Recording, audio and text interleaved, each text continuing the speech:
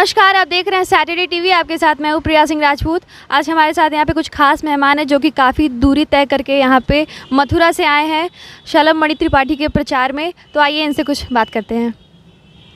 आपका क्या नाम है? ऐनुल हक अंसारी। क्या काम करते हैं आप? मैं एक छोटा व्यवसायी हूँ और पिछले 13 फरवरी को मैंने भाजपा की सदस्यता ग्रहण किया है और अब तक मैंने 50 से ज़्यादा मुस्लिम कार्यकर्ताओं को इससे जोड़ दिया है। और भाजपा की नीतियाँ जो हैं उससे मैं प्रभावित होकर मोदी जी और योगी जी की नीतियाँ मुझे अच्छी लगी, इसलिए मैंने भाजपा ज्वाइन किया और शलभ भैया के साथ हूँ और दुआ करता हूँ ख्वाजा गरीब के दरगाह में कि उनकी जीत सुनिश्चित हो। तो आपको लगता है जिन मुसलमानों को आपने जोड़ रहा है भाजपा से, वो वोट करेंगे योगी जी को? हाँ, क्यों नहीं, क्योंकि भाजपा की जो नीतियां हैं, जैसे मान लीजिए शौचालय हुआ या मकान हुआ, तो वो नीतियां तो ऐसी हैं कि किसी धर्म और जाति से तो है नहीं, वो तो अलग है, सबके लिए है, तो इसलिए वो प्रभावित होकर भाजपा से जुड़ रहे हैं। विपक्ष कह रहा है कि भाजपा को मुसलमान वोट नहीं करेंगे। ऐसा नहीं है, ऐसा उनका मतलब सोचना गलत है। अब मुसलमान जागरूक हो गए हैं और भाजपा की सारी नीतियाँ उन्हें अच्छी लग रही हैं, इसलिए भाजपा को सपोर्ट कर रहे हैं। जी। आपको लग रहा है कि इस बार मुसलमानों से वोट मिलेगा? हाँ, क्यों नहीं, बम्पर वोटों से भैया जीतेंगे। देखिएगा। आपका क्या नाम है? सुहेल अहमद। क्या काम करते हैं आप? हम शलभ मणि त्रिपाठी जी के ड्राइवर हैं। आपको क्या लग रहा है इस बार किसकी सरकार बनती दिख रही है आपको? बीजेपी की। आपका क्या नाम है? Professor RP Singh. जी, आपको क्या लग रहा है किसकी सरकार बनेगी इस बार? भारतीय जनता पार्टी का स्पष्ट बहुमत 350 पार। आप काफ़ी दूरी तय करके आए यहाँ पे प्रचार करने के लिए, तो मतलब आपको क्या लग रहा है कि ये प्रचार सफल होगा इस बार? मैं पश्चिमी उत्तर प्रदेश में पूरी घूमा हूँ और ये लोग आशंका कर रहे थे कि पश्चिमी उत्तर प्रदेश में भारतीय जनता पार्टी की स्थिति अच्छी नहीं है, ऐसा सोच रहे थे। आज की स्थिति ये है कि पश्चिमी उत्तर प्रदेश से 90% सीटें हमें मिल रही हैं और मैं दावे के साथ कह सकता हूँ कि मुझे मथुरा का रहने वाला हूँ, तो मथुरा की भी पाँचों सीटें भारतीय जनता पार्टी के पक्ष में आ रही हैं। और यहाँ पर भी हम आदरणीय श्री शलभ त्रिपाठी जी के प्रचार करने के लिए आए हैं।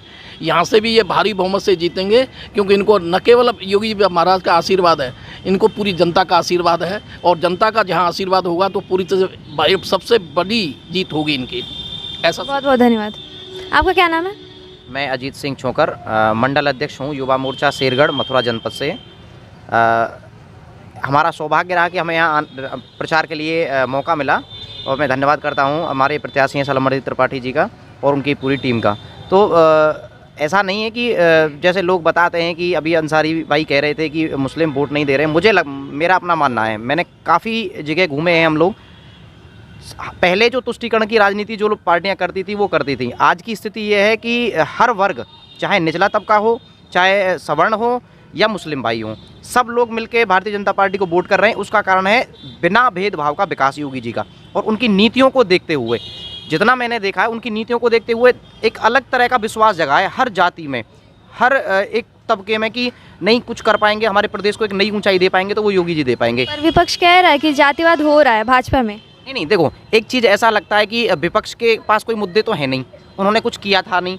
आज वो एक विशेष समुदाय विशेष का एक टैग लगा के उन्होंने एक उधम दंगे और जिस तरह से लोगों को प्रताड़ित करना, गुंडागर्दी करना, हर जाति मतलब किसी भी जाति का कोई ऐसा व्यक्ति नहीं है। मैं नाम बता सकता हूँ बहुत लंबे लिस्ट के साथ में कि उन लोगों ने, उनके गुंडों ने उनको प्रताड़ित न किया हो। तो एक अलग हवा है और ये कहते हैं कि नई सपा है, नई हवा है, नई सपा है, मगर वो पुरानी ही सपा है। आज भी कल परसों भी ऐसी स्थितियाँ देखने को मिली हैं कि पुलिस वाले, पुलिस मतलब ये कौन सी भाषा है? एक मुख्यमंत्री जो बनने वाले हैं, मतलब सोच रहे हैं कि मैं मुख्यमंत्री बनूंगा, और वो इस तरह की भाषा मतलब प्रयोग कर रहे हैं। क्यों? क्या मतलब क्या दिखाना चाहते हैं? वो अपनी दबंगई? आपको ऐसा लगता है कि इस बार जो चुनाव कर रहा है सफल होगा? नहीं, मैं बता रहा हूँ भाजपा की सरकार बनेगी। योगी जी पूर्ण बहुमत से सरकार बनाएंगे। एक जन विश्वास, बहुत बड़ा जन विश्वास है उनके साथ में, क्योंकि उन्होंने कोई एक तो किसी भी धर्म के व्यक्ति को या किसी जाति के व्यक्ति को या किसी को देखकर विकास नहीं किया, उन्होंने सब जगह विकास किया है, चाहे हिंदू या मुस्लिम हो।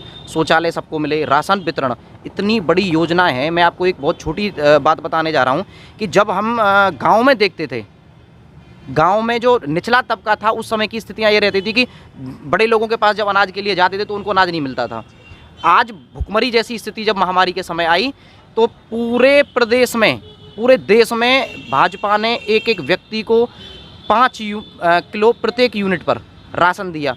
उसको 2 बार राशन दिया गया। अभी चना भी मिल रहा है, रिफाइंड भी मिल रहा है, तो नमक भी मिल रहा है। ये चीज़ें कहाँ हैं? आदमी को शायद मैं बता रहा हूँ किसी को अनाज खरीदने की आवश्यकता नहीं पड़ी है जो 2 साल का समय गया है। और मुझे ऐसा लग रहा है कि आगे भविष्य में उत्तर प्रदेश वो गति पकड़ेगा जैसे कभी गुजरात ने पकड़ी थी किसी समय, और आज उसकी शुरुआत योगी जी ने 5 साल की है। वो डेवलप दिखने लगेगा। और जब हम इस जो नई 5 साल आ रही है योगी 2, उसमें एक ऐसा मतलब बिजनेस का पर्याय या आप ऐसी चीज़ें देखने को मिलेंगी कि हर चीज़ किसी चीज़ को आदमी को अदर राज्य जाना नहीं पड़ेगा मेरे हिसाब से। पर विपक्ष कह रहा है कि युवा बहुत नाराज़ है, उनको नौकरियां नहीं मिली, इस पे क्या कहेंगे आप? देखो, मैं आपको एक चीज़ बता दूं, जो पढ़ रहे हैं उनको नौकरियां भी मिली हैं। मेरे गांव से भी मेरा रानेरा गांव पड़ता है मथुरा जनपद में, वहाँ पे भी कई लोग सरकारी जॉब पकड़े हैं, टीचर भी लगे हैं। हरदोई में आपके यहाँ टीचर हैं हमारे यहाँ से, तो ऐसा नहीं कि नौकरियाँ नहीं लगी हैं। हाँ, वो चीज़ है कि मैं इंटर पास करके मैं घूम रहा हूँ और मुझे नौकरी सरकार पकड़ के देगी क्या? नौकरी किस हिसाब से मिले? क्वालिफिकेशन के ऊपर नौकरी मिलेगी। अब मैं कहूँ कि जी मुझे नौकरी नहीं मिले, ये कोई मतलब मैं इस विषय में राय उनके लिए ज़्यादा नहीं बोलना चाहूँगा कि जो लोग निकम्मे होते हैं वो इस तरह की बातें करते हैं। मैं कह रहा हूँ नौकरियाँ मिल रही हैं, 4.5 लाख गवर्नमेंट नौकरी मिली। उसके अलावा एक राज्य सरकार की सबसे बढ़िया रोजगार के लिए बताऊं, जितनी हमारे 58,157 या 58-59 के आसपास ग्राम पंचायत हैं, उनमें मनरेगा मैट बनाए। तो लेडीज़ों को कितना बड़ा लाभ मिला कि प्रत्येक ग्राम पंचायत में एक मैट प्रधान के ऊपर नरेगा देखने के लिए एक लेडीज़ रहेगी, तो इसे स्वावलंबी बनी। उसके लिए पैसे की व्यवस्था गवर्नमेंट कर रही है। तो मतलब विकास कहाँ नहीं है। उसके अलावा एक और, चलो अभी जो प्रधान के जो सचिव कुछ एक पद और दिया गया, मुझे थोड़ा ध्यान में नहीं आ रहा, एक 58,000 वो लगाओ भर्तियाँ, तो भर्तियाँ हुई क्यों नहीं है? कम से कम मैं बता रहा हूँ संविदा और गवर्नमेंट की लगा के तकरीबन 6 से 7 लाख के आसपास भर्तियाँ हुई हैं उत्तर प्रदेश गवर्नमेंट में, और वो अखिलेश जी इसके 25% भी नहीं दे पाए थे। सबसे बड़ी बात है कि 2017 से पहले उत्तर प्रदेश जो है बीमारू राज्य माना जाता, और आज ये उत्तम प्रदेश बन गया है। स्वास्थ्य सेवाएं हों, शिक्षा के क्षेत्र में हो, सड़क हो, हर क्षेत्र में जितना उत्तम काम किया है, आज उत्तम प्रदेश बन गया है। और इस उत्तम प्रदेश को जनता पसंद कर रही है, और जनता बड़ी भारी बहुमत से। पर वो कह रहे हैं इससे अच्छी सुख सुविधा देंगे, यहाँ पे तो सिर्फ अभी गुंडा राज चल रहा है। जिन्होंने 55 साल में जिन्होंने पहले अपने कभी नहीं दिया, आज तक नहीं दिया, तो वो अब दे देंगे। उनकी तो विश्वसनीयता ही खत्म हो चुकी है। जिन्होंने कभी दिया नहीं वो झूठे वादे पहले भी करते हैं, झूठे वादे का करने का उनका रिकॉर्ड बना हुआ है। हमने जो कुछ किया, जो कुछ बोला वो किया। भारतीय जनता पार्टी का ये संकल्प पत्र रहा है कि जो कुछ भी संकल्प पत्र में लिखते हैं सारे वायदे पूरे हुए। 99% संकल्प जो घोषणा पत्र था वो पूरा किया है, और आज भी हम जो घोषणा पत्र घोषित किया है 5 साल में 100% पूरा करेंगे। इसलिए भारतीय जनता पार्टी आई सत्ता में। बहुत बहुत धन्यवाद। क्या नाम है? देखिए, मेरा कोई नाम नहीं है, मैं एक आम आदमी हूँ इस भारतवर्ष का। यही मेरी पहचान है, यही मेरा नाम है। मेरा मानना है नाम बताने से आदमी का विभाजन होता है।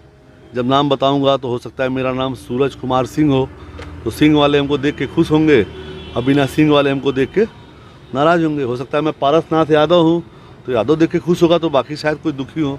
तो नाम क्या होता है, बहुत अच्छी चीज़ है। वो नाम और पहचान इंसान के अपने परिवार और उसके लिए होनी चाहिए। बाकी आपके गुण और आपके कर्म ही आपके नाम है, वही आपकी पहचान है।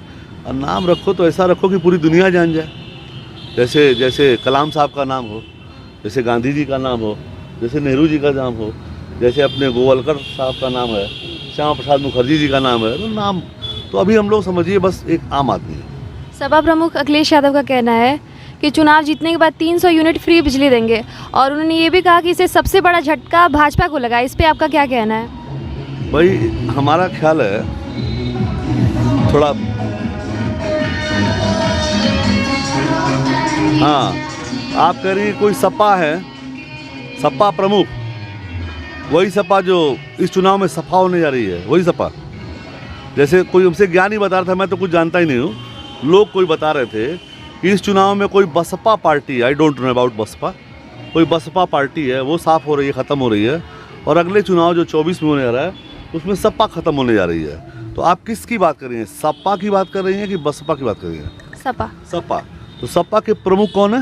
अखिलेश यादव। मैं तो इनका नाम ही नहीं जानता हूँ। मैं उन्हीं का नाम जानता हूँ जिन्होंने अपनी मेहनत और अपने दम पे कुछ किया हो। मैं सपा में सिर्फ एक आदमी को जानता हूँ प्रमुख तौर पे, उसका नाम है मुलायम सिंह। बोलिए। मुलायम सिंह यादव। मैं जानता हूँ सपा उन्होंने बनाया था, हालांकि वो भी पीठ में छुरा भोग के ही बनाया था। वो पहले जितना मुझे याद है, मैं थोड़ा कम पढ़ा लिखा हूँ, उन्होंने पहले चंद्रशेखर जी के पीठ में छुरा भोंका था। छुरा भोंकने का मतलब उनको राजनीति में उसको दगाबाजी नहीं कहते हैं, राजनीति में उसको अपनी अंतरात्मा की आवाज़ पे दम घुट रहा था, इसलिए पार्टी बदल के उधर जाना और समर्थन वापस लेना कहते हैं। तो ऐसा कुछ करके उन्होंने एक पार्टी बनाई थी जिसका नाम था समाजवादी पार्टी। तो सारी मेहनत और सारा कुछ किया था और उन्हीं की पहचान थी, उन्हीं की नाम था। बाकी ऐसा सुना कि उन्होंने, उनके बेटे हैं कोई जो अयोग्य थे, जो नितांत अयोग्य थे, जिनका कोई योगदान नहीं था। हालांकि मुलायम सिंह का भी देखिए दोहरा चरित्र हमारे राजनीति की, हमारे देश की बहुत बड़ी विशेषता है। मुलायम सिंह जी चाहते हैं कि उनके बच्चे नकल, जो उनके द्वारा जो जब वो सूबे में मुख्यमंत्री थे तो वो नकल के लिए प्रसिद्ध थे। उन्होंने नकल के लिए एक नकल कानून लाया था, उसको सपुस्तकी प्रणाली बताया था। आप पुस्तक आप नहीं जानती हैं, आप बहुत छोटी हैं, हम लोग भी बहुत छोटे ही हैं, अभी बहुत कुछ समझे नहीं है, पर जितना समझ पाए हैं उन्होंने सपुस्तकी परीक्षा प्रणाली लाया था। जैसे आप एग्ज़ाम देने जा रही हो और एग्ज़ाम में आप बैठ जाओगी और क्वेश्चन आया कि किरचाफ लॉ बताइए। गुरुजी फिजिक्स के प्रकांड विद्वान हैं, नौकरी छोड़ के आप देश की सेवा कर रहे हैं, तो किरचाफ लॉ गुरुजी मान लीजिए आ गया, तो किरचाफ लॉ आपको पढ़ के अपने ब्रेन से नहीं बताना है, टप से किताब खोलना है, टप से उसका चैप्टर निकालना है और किरचाफ लॉ लेके छाप देना है।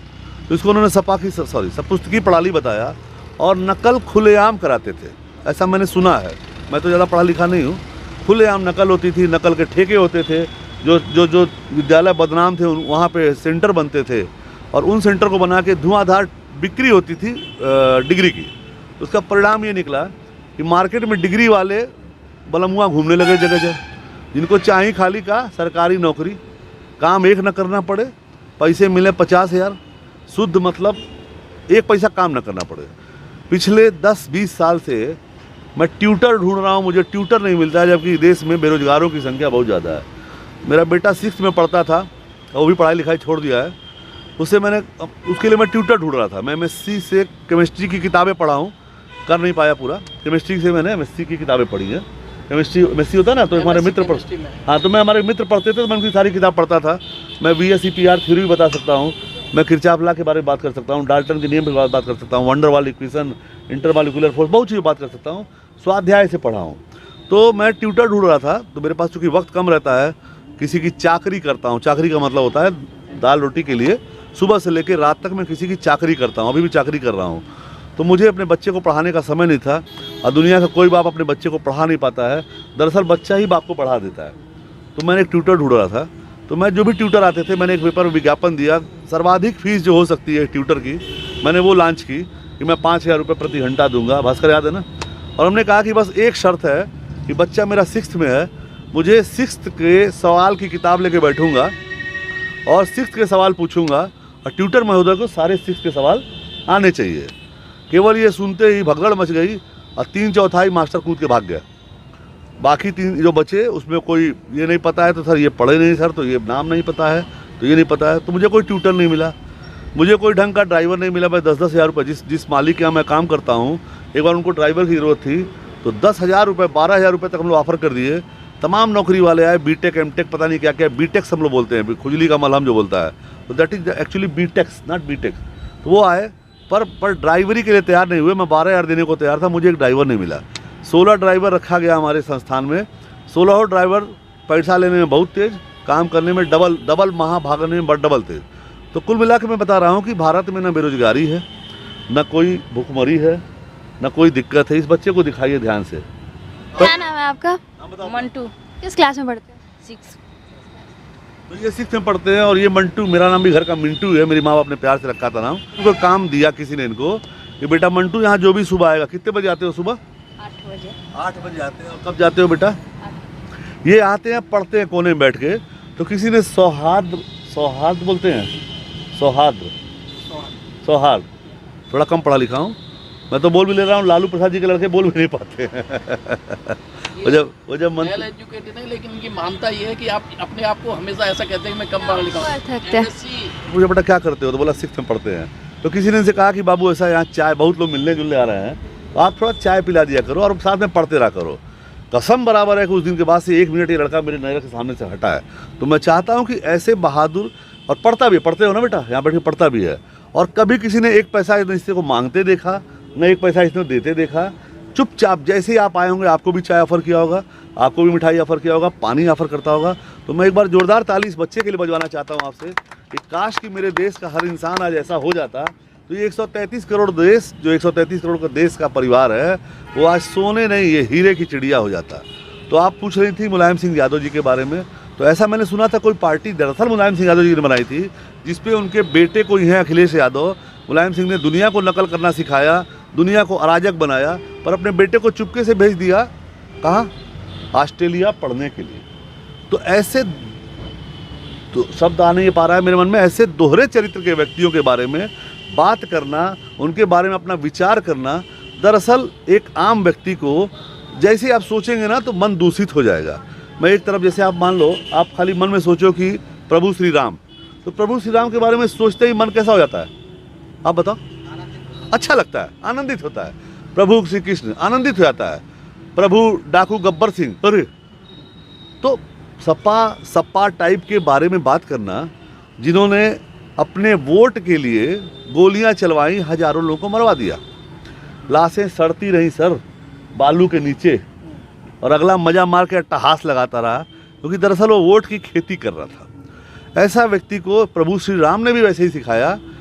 उन्होंने दुनिया के पीठ में छुरा फेंका था। प्रभु श्री राम ने उनके अपने इकलौते पुत्र, हालांकि ये घोषित है इकलौता पुत्र, बाद में पता चला कि उनकी नई पत्नी उत्पन्न हुई। 2 ही 3 इतिहास पुरुष हुए हैं। एक रोहित शेखर जी थे, दुनिया को बच्चे पैदा होते हैं, उनको बाप पैदा हुआ, वो भी 80 की उम्र में जाके। तो उसी तरह मुलायम सिंह जी हैं, बाद में पता चला नहीं, इनकी एक पत्नी और भी है, कोई गुप्ता जी हैं, और पूरा हजरतगंज के बगल में महान कोई विक्रमादित्य मार्ग। बताइए विक्रमादित्य जी क्या सोचते होंगे, इतने महान प्रतापी राजा हुए राजा विक्रमादित्य, इतने न्यायप्रिय राजा हुए राजा विक्रमादित्य, और उनके नाम पे जो पूरा मार्ग बना है लखनऊ में ना, कभी आप जाना देखना, उसका पूरी की पूरी संपत्ति मुलायम सिंह जी की दूसरी पत्नी के बेटे प्रतीक यादव है। ऐसे लोगों के बारे में बात करना ना, हम गंदगी के बारे में बात करते हैं, दिन भर आप गंदगी के बारे में बात करिए, शौचालय के बारे में बात करिए, तो आपका मन घिनौना हो जाएगा। तो मैं ऐसे लोगों के बारे में बात करके मन को घिनौना नहीं करना चाहता है। मैं चाहता हूँ आप मुझसे कलाम साहब के बारे में बात करें। एक अलख पांडे नाम का लड़का है, कोई जानता है यहाँ पे? अलख पांडे, ऐसे लोगों के बारे में बात करें। Alakh Pandey was BTech, actual BTech, not BTech खुजली वाले नहीं। उन्होंने बीटेक किया और बीटेक करने के बाद कहीं नौकरी करने लगे, और नौकरी करने के बाद उनके मन में आया कि क्यों ना कुछ ऐसा करे कि जीवन अपने लिए, गाना बहुत पुराना है, अपने लिए जियो तो क्या जिए, तू जिए दिल जमाने के लिए। तो उनको ये गाना समझ में आ गया। सबको एक कान से सुनता है, दूसरे कान से निकाल देता है। उन्होंने उसको आत्मसात किया और इस गाने पे उतर पड़े और जमाने के लिए जीने निकल पड़े। तो जमाने के लिए क्या कर सकता है बीटेक लड़का, जमाने के लिए क्या कर सकता है? उसको एक बात समझ में आई कि मैं पढ़ा सकता हूँ। तो पहले उसने ट्यूशन पढ़ाना शुरू किया, फिर कोचिंग पढ़ानी शुरू किया। अब पढ़ाते पढ़ाते सोचा कि यार इसमें मेरी सीमा है, कितनों को ट्यूशन पढ़ाऊंगा। अभी मैं भाषण दे रहा हूँ तो क्यों, अब मैं बकवास कर रहा हूँ, सॉरी भाषण शब्द गलत है, भाषण पे नेताओं का सर्वाधिकार सुरक्षित है। अभी मैं बकवास कर रहा हूँ तो केवल 15 लोग सुन रहे हैं। अगर यही बकवास 100-150 करोड़ लोग सुनते तो शायद 100-150 करोड़ के मन पे कोई असर पड़ता कि जैसा एक आम आदमी सोचता है वैसा उनको भी सोचते। तो उसने क्या किया, कोचिंग पढ़ाना शुरू किया ऑनलाइन। आज की डेट में उसके पास 85 लाख सब्सक्राइबर हैं जो फ्री ऑफ कास्ट, मैं बार बार आपके चैनल के माध्यम से बताना चाह रहा हूँ कि फ्री ऑफ कास्ट 9 से लेके 12वीं तक फ्री ऑफ कास्ट कोचिंग पढ़ाते हैं। उसका नाम है फिजिक्स वल्लाह। फिजिक्स वल्लाह, फिजिक्स को अल्लाह के साथ मिला दिया गया, वाला को अल्लाह के साथ मिला दिया गया, तो फिजिक्स वाला। तमाम मुसलमान भाई हमारे कहते हैं कि सारा साइंस हमारे कुरान में है, उनको उन्होंने ऐड कर दिया, फिजिक्स वाला बना दिया। और जो भी बच्चा 9th, 10th, 11th, 12th या बीटेक या एमटेक या मेडिकल की तैयारी करना चाहता है, वो उसको निवेदन है कि अगर गरीब है तो आप उसे एक बार फिजिक्स वाला को चैनल को सब्सक्राइब करा दीजिए। आगे जिम्मेदारी उसकी। उनका कहना है कि मैं कम से कम 10 लाख कलाम साहब पैदा करना चाहता हूँ इस देश में, मेरा जीवन सार्थक हो जाएगा। मैं कहता हूँ अगर एक भी कलाम साहब पैदा कर दिया तो उसका जीवन सार्थक हो गया। एक कबीर को बना दिया रामानंद ने, रामानंद का जीवन सार्थक हो गया। तो मैं हर हिंदुस्तानी से जो मेरी तरफ बिना नाम का है, बिना पहचान का है, एक अपील करना चाहता हूँ कि आप एक कलाम पैदा कर दीजिए। आप पैदा नहीं कर पाएंगे, कलाम के मिट्टी की पाँव की धूल भी हो जाए तो बड़ी बात है, पर प्रयास करिए। एक कबीर पैदा कर दीजिए, प्रयास करिए। 82 year old sir, 82 year old. और वहाँ से घुसते हैं ना तो ऐसा लगता है कि सर्च लाइट आ रही है, एनर्जी, फुल ऑफ एनर्जी, आंखें बोलती हुई, ऐसा लगता है कोई 12-15 साल का नौजवान क्रिकेट की बॉलिंग करते कैच पकड़ने आ रहा है, और ऐसे झुकते हैं। 82 साल का आदमी, मेरे से डबल उम्र का आदमी मेरे पैरों में झुक उठता है। मैं उनको देख के उसके बाद से मैंने सीख लिया कि अब हमको भी दूसरों के पैरों में झुकना है। जो बड़ा होता है वो झुकता है, जो छोटा होता है, चिरकुट होता है, वो टाइट रहता है, ख़त्म हो जाता है। तो मेरे पास आपने पता नहीं क्या पूछा था, मैं पता नहीं क्या बता रहा हूँ। तो सपा और सपा, अखिलेश यादव, बिजली, मोदी जी एक ऐसा ड्रामा करने जा रहे हैं। खेला हो बे, दीदी का वर्ड है, पर वर्ड पे किसी का सर्वाधिकार नहीं है। कैसा खेला? ये बिजली का लफड़ा ही खत्म हो जाएगा। मोदी जी कैसा खेला कर रहे हैं, बोलते नहीं मोदी जी, कभी कभी बोल देते हैं, मूड में आते हैं, पर प्रायः बोलते नहीं है। खेला ये है भाई साहब कि जहाँ आप बैठी हैं, यहाँ बिजली का बिल आता है महीने का 10,000 रुपये से ज़्यादा, और साल 2 साल 3 साल के अंदर यहाँ बिजली का बिल आएगा कितना, और इतने नहीं 10,000 उल्टा आएगा। दूसरों को भी सप्लाई करेंगे बिजली। पता है कैसे? सर जानते हैं, सब जानते हैं। ज्ञानी कम बोलता है, ज्ञानी ज़्यादा बोलता है। सर एक लाइन बोल के बराबर कर दिए। यहाँ लगेगी खेती, बिजली का यहाँ खेती होगा। कैसे होगा? एक तो है, क्या बोलते हैं उसको भाई, सोलर पैनल। आपके घर में यहीं बगल में सोलर पैनल लगेगा, और वो टूटता फूटता नहीं है, ऊपर लग जाएगा, खंभा लगा के धूप भी आएगी, उससे बिजली बनेगी। 10,000 की बिजली यहाँ फ्री होगी, अगल बगल सप्लाई होंगी फैक्ट्रियों को, 10,000 उल्टा मिलेगा। तो खेला ही ख़त्म की फ्री देंगे। फ्री भिखारी को चाहिए, फ्री दरिद्र को चाहिए, दरिद्र नारायण को फ्री चाहिए, मेहनत कश को क्या फ्री चाहिए? वो बिजली का बिल जो फ्री दे रहे हैं, पता कहाँ से आ रहा है? एक दिन मुझे पवन यादव नाम का एक बच्चा मिला, बोला Akhilesh Yadav is very nice person, English में। हम कहा क्यों बेटा? बोला बिजली फ्री करेंगे। हम कहा यस करेंगे, बिल्कुल करना चाहिए, पर वो कहाँ से करेंगे? जो पैसा रखा है देश के फौजियों को, -42 पे वो बैठे हुए हैं, उनके कपड़े बचाने के लिए जो पैसा रखा हुआ है, वहाँ का पैसा उठा के बिजली फ्री करेंगे। बोलो बेटा चाहिए? बोला नहीं अंकल, बिल्कुल नहीं चाहिए। मैं सैल्यूट करता हूँ ऐसे पवन यादव को, मैं जगह नाम पता सब बता दूंगा।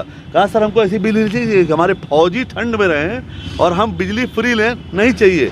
200-300 तो बिल आता है, मैं दे लूँगा, मैं अपना गुल्लक फोड़ के जमा कर दूंगा, पर मैं फौजियों को दूंगा। मैं सैल्यूट करता हूँ ऐसे फौजियों को, और ऐसे अखिलेश यादव के वो, सॉरी अखिलेश यादव नाम फिर आ गया, आप जब बोल दोगी तो करप्ट हो जाएगा आदमी। ऐसे संतोष यादव का निधन हुआ है, यही रुद्रपुर बगल में है।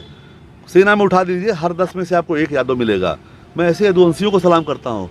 मैं इन ठगों को क्या सलाम करूँ जो ऑस्ट्रेलिया से पढ़ के और यहाँ बैठ के समाजवाद सिखाते हैं। इनका सारा समाजवाद मुख्तार अंसारी को बचाने में। बेटा जरा संतोष यादव, शहीद संतोष यादव डालो, मेरी इच्छा है उस भूमि को जाके नमन करने की जहाँ शहीद संतोष यादव का जन्म स्थान है। बेटे ने गूगल पे डाला शहीद संतोष यादव, आप भी डाल के देख लो, खट लिख के आया संतोष बाबू। 1 साल पहले शहीद संतोष बाबू 1 साल पहले शहीद हुए थे, तो उसका आया। हम कहा नहीं बेटा ये तो संतोष बाबू हैं, शहीद संतोष बाबू है, मुझे शहीद संतोष यादव का पता बताओ। तो मेरा ये पापा शहीद संतोष बाबू और शहीद संतोष यादव में अंतर क्या है? दोनों तो एक ही हैं। हम कहा बेटा तुम ये बात समझ रहे हो और इस देश की जनता नहीं समझ पा रही है, वो यादव से जुड़ जा रही है, वो बाबू को छोड़ दे रही है। अरे जो भी देश के लिए शहीद हो रहा है वो सब अपना है। वो चाय पिला रहा है, वो चाय पिला के देश की सेवा कर रहा है। आप पढ़ के देश की सेवा करो। यहाँ बैठी आप उतनी अच्छी नहीं लग रही हो, किसी चैम्बर में बैठोगी ना, और मैं खटखटा के कागज़ भिजवाऊँगा कि मैं वो बिना नाम वाला बेनाम आदमी हूँ, आपसे मिलना चाहता हूँ। कभी आपने मेरा इंटरव्यू लिया था, आज मैं आपका इंटरव्यू लेना चाहता हूँ। तो ये सीना चौड़ा हो जाएगा।